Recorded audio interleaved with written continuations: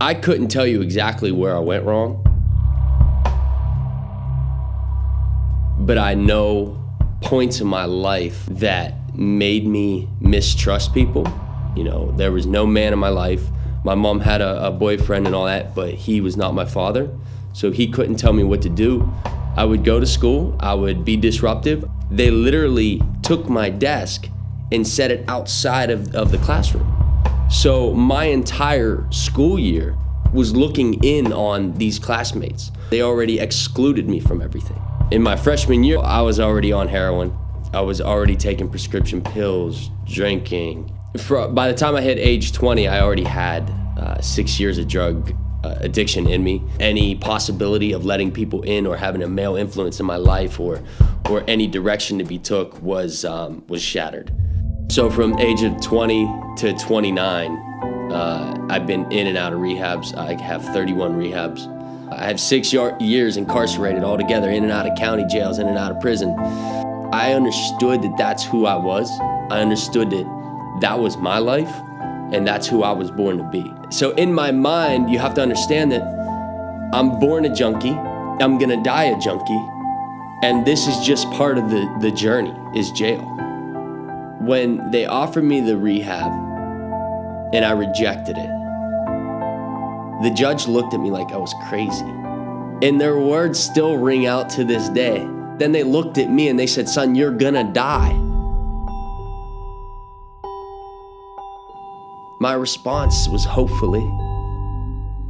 They said, "Judge, he is unrehabilitatable. Failure after failure after failure after failure." They looked at him and said, "He can't change. He won't change. This is who he's gonna be." So they did that. They gave me my wish. They sent me to prison. But because of my crime, I spent 23 hours a day in my cell for the first 3 months. 23 hours a day in a cell is a long time to be with yourself. When you hate yourself, when you're locked up in your own mind, when you don't know who you are. And they called me for a furlough, and it's a pastor. He says, "God said, you've had enough of your own time. You've ran your life long enough. It's my time to use you." I looked at him and said, "You're crazy. I gotta go back to my jail cell." But I wanna tell you, 3 days later after this visit, they called me to pack it up. I was serving a 6-month sentence, and in 3 months, they told me to pack it up.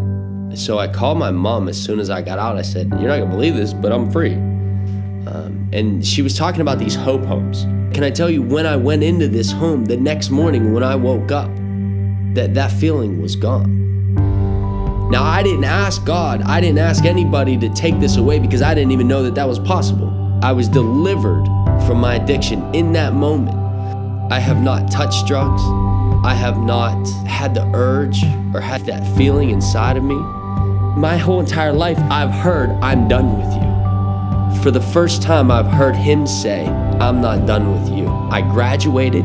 I ended up leading that home. We had successful graduates to actually enrolling into Northeast Ministry School. I could further the pastoral dream that he put in me. The freedom I knew was when you were set free from jail. I felt the inner peace of freedom, no longer being bound by anything anymore. I'm on a path to help others reach that freedom. When you rely fully on him, that's where the freedom came from me.